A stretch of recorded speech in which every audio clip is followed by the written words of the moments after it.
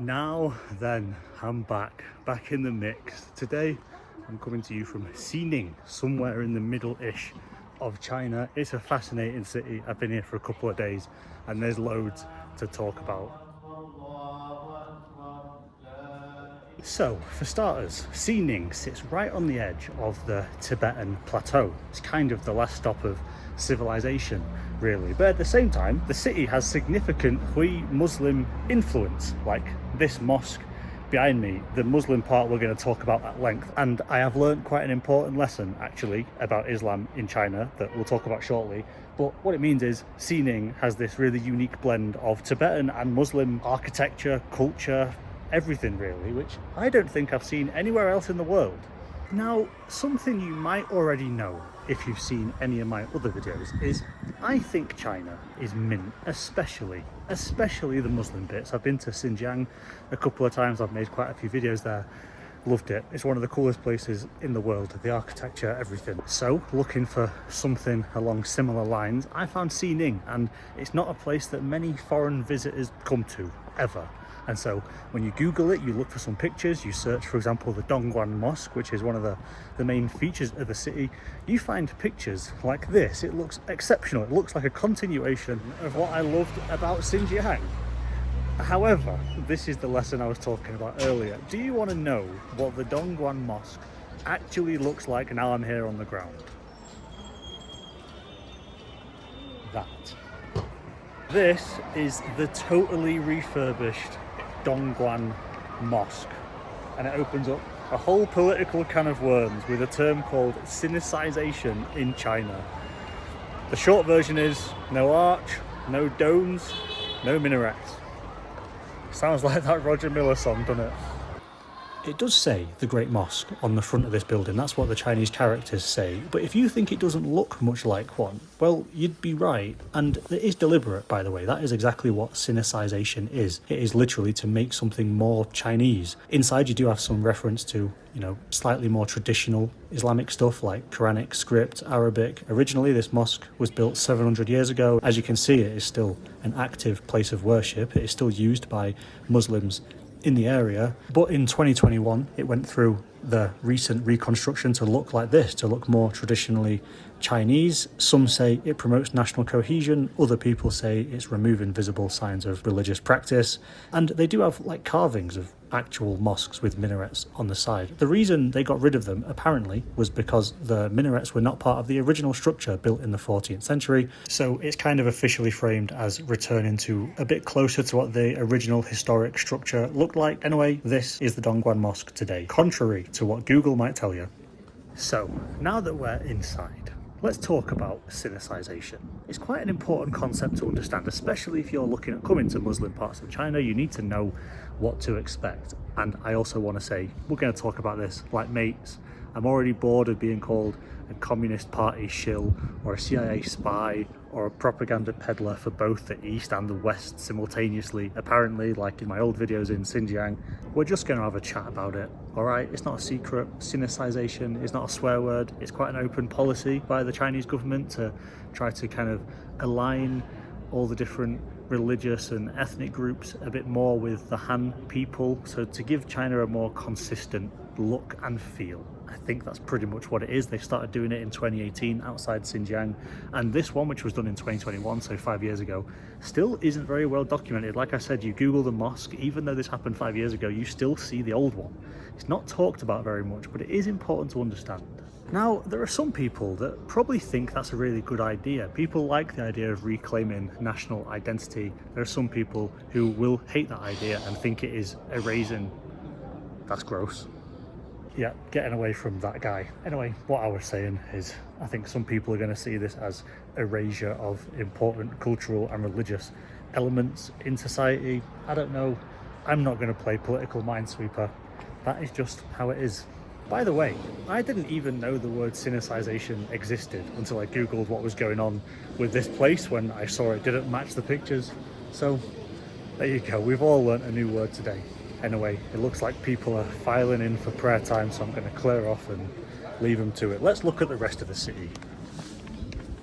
based all around Dongguan Mosque. As soon as you exit are loads of these market streets. The mosque is a bit of a hub really, and all of this is kind of based around it, and there is all sorts on offer. There's loads of fruit, veg, meat. There's definitely a lot of meat on offer and a lot of body parts that I am not interested in knowing what they are. A lot of the stuff down here does look pretty good though. There's a lot of fried stuff and some sweet things, but it is Ramadan. We're filming this during Ramadan, which means I am fasting, even if not everyone here is. I can't eat this until the sun goes down. But then I think it is worth pointing out that most people in Xining are actually not Muslim. 20-25%, something like that are, but most of them are not. So I guess it makes sense that a lot of people are just eating and drinking as a normal day. Now this is a cool street scene. Look at this. And I suppose a really good example of the Chinese architecture / mosque combination. On the outside of the walls you've got all the traditional Chinese style of like carvings on the wall, and then just up there you've got a giant, is it a minaret? Maybe it is, with a crescent on top, the Islam symbol. And now we're inside the walls, you can see more like Quranic script, for example, more traditional Muslim design. And then there's the tower. And then this is what the central courtyard area looks like. The main building is in like a wooden super Chinese style. This one, by the way, is called Beiguan Mosque. It's not particularly significant, I don't think, apart from looking pretty cool. It's just tucked away down the side street I was walking down. I found it by accident. What I will say, while I am now at risk of being accused of being a paid Chinese informant again, I actually think it's pretty cool. Like it's a strange combo, and you know, I've been to a lot of Muslim places, I've seen a lot of mosques in a lot of countries. I've never seen one quite like that, or I'm sure we're going to see more of them today. This Chinese Islamic design crossover thing, it's definitely different. An observation of Xining is it's obviously not part of the super advanced ultra high-tech China that I think most people see on social media, all these big shiny cities with lights everywhere. It does just kind of look like this. It's pretty normal and used and a bit dusty, and I like that about a place. I've spoken about that loads of times before. It's the kind of place that appeals to my convenient but not overdone type place that I enjoy. But what it means is, given that China has so many of those big fancy places that attract people, that no one comes to this bit. And I was trying to find some numbers. So for context, about 60 million foreigners come to China every year. About 30,000 come to this entire province, of which this is just one city. I don't know what that percent is, 0.00 something. So it really is untouched by Western travellers. And it kind of, and you can tell when you're walking past people, they're quite curious, especially the kids. The kids, I don't know if they're terrified or buzzing, but they stop and stare for a while. Apparently there are more than 80 mosques in Xining, another of which is this one, the Nanguan Mosque, another quite newly reconstructed one, this one out of marble, and pretty grand. You will also notice no domes. That's going to be a theme for today. I am, interestingly, not allowed in this one. This big red sign here says tourists stop walking, and even if I come to the other side of the mosque over here, there's another big red sign in there. But luckily I did come in here yesterday. I was allowed in yesterday, so I got this footage and I heard something I did not expect to hear in China.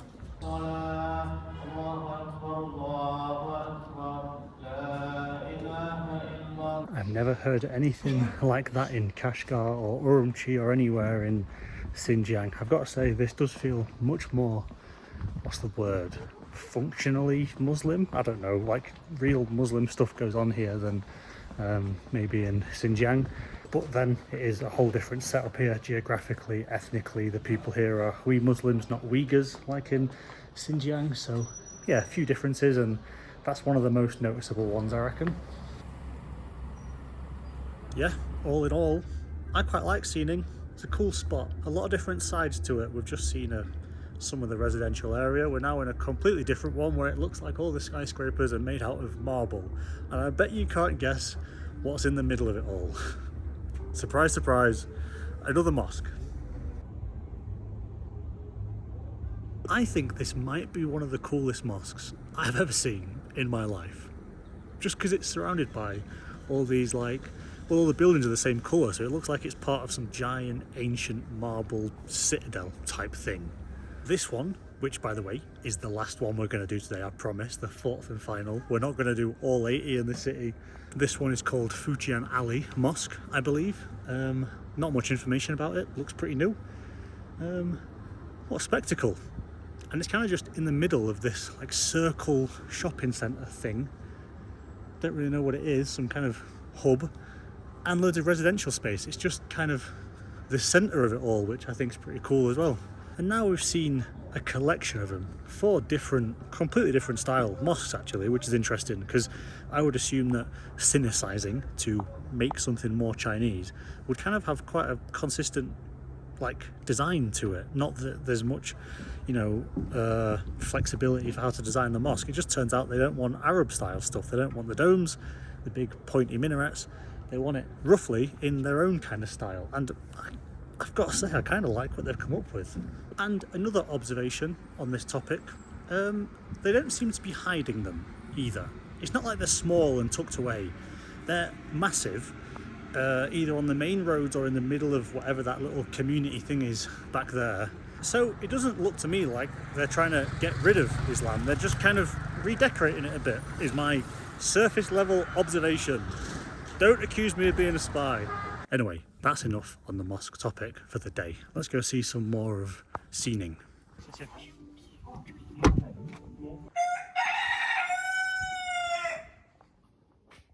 Now then. So, I've come up to Nanshan Park, the South Mountain, and have stumbled across this magnificent courtyard, which at first I thought was Taoist or Buddhist or a combination of the two. But there's more Arabic written everywhere, and so I'm starting to think this actually might be a Sufi shrine of some kind. Everything's in Chinese, so I've got no idea, but it looks like some kind of Muslim burial thing, which is funny because it is incredibly Taoist and Buddhist in design.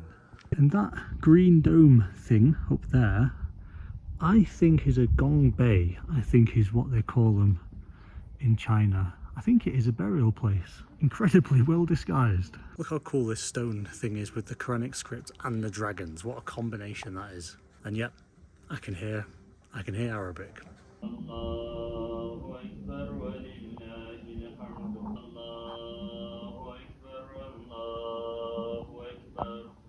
And here it is from the other side. Magnificent. Yeah, cracking view up here in it. We're about 7,500 feet up. We're quite elevated. Like I said earlier, this is the edge of the Tibetan Plateau.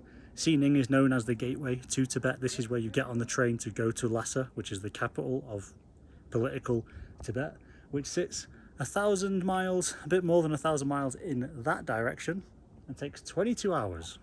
By the way, if you're wondering, no, I'm not taking that train. I'm not going to Tibet. It's really expensive. You have a mandatory guide and you got to have a permit.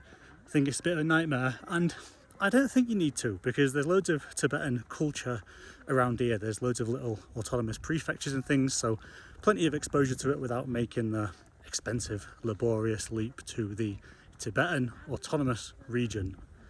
I'll say that to be politically careful.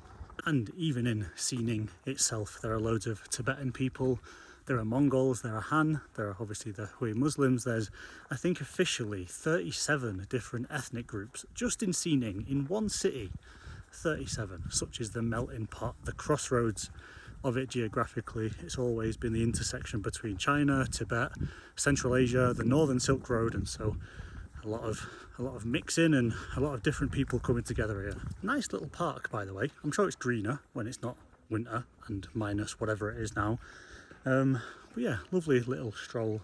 Also, on the changing cultures topic, Xining's been ruled by different people at different times. I think it was the 8th century that Tibet captured and ruled it for a while.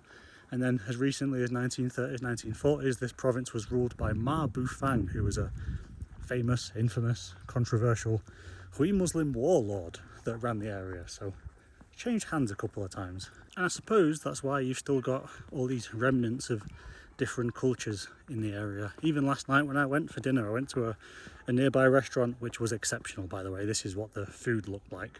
Unbelievable. And I was sat between a Hui Muslim old couple and a Tibetan monk in his dark red robes, just as, you know, testament to the side-by-side nature of everyone here.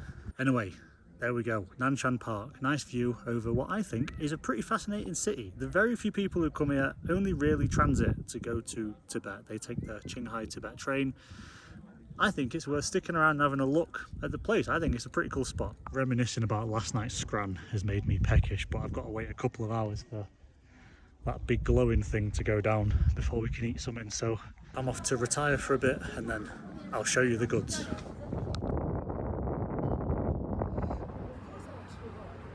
Alright, it's time. It's dark, the lights are on. Everywhere looks pretty cool actually, but most importantly it means I can finally eat. So I'm looking for the same place I went a few nights ago because you just need to see what's on offer in this neck of the woods. So welcome, ladies and gentlemen, to the holy grail of Scran. This random unassuming restaurant at the side of the road had some of the best food in the universe. I just pointed at some random things, got a lump of fried chicken, got a bowl of noodles with beef, with a fried egg, with onion, with spices, all sorts in there, and what felt like a bottomless supply of noodles. Do not underestimate the portion size. Look at the state of that bowl. It's massive, but really comforting. I was ready for a decent feed after not eating all day. Yeah, spicy, good, hot, got steamy in there as a spectacle wearer. And I don't know if you've ever tried to eat an egg with chopsticks, because I hadn't. Had to go for some kind of folding technique to not get in too much of a mess. Pretty much survived it without looking like too much of a knob. Beef was good, egg, I'd say mission accomplished. Yeah, phenomenal bowl of scran. And then onto the chicken, which, by the way, they give you a glove for, so you don't get in too much of a state. I think that's a genius idea, by the way. This chicken was a lot spicier than I expected. I had a serious kick to it. I don't know what it's covered in. Again, really comforting, really good, especially when it's cold outside. Yeah, 10 out of 10 for that, as well as the noodles. And then take off the glove, hands are clean. Genius idea, simple and genius. That is what I thought was water. Turns out it was cream soda, so another win. And after about 10 minutes of eating noodles, I still had this amount left. Eventually got through it. Total cost of the meal, 34 yuan. That's £3.50. Unbelievable. Oh, sweet Lord, that was good. I feel incredibly fat. That was a feast. There is a Chinese proverb that is, walk 100 steps after you eat and you will live to 99. I'm certainly in need of a light stroll, but it was good. Good scran. One thing I want to add in to the end of this video is, on the day that I arrived, I think it was accidentally the end of Chinese New Year, because there were loads of decorations up, like these lights, these big structures lit up. It all looked really cool and everyone was mingling and having a good time. But there was also fireworks happening just like everywhere, in between buildings.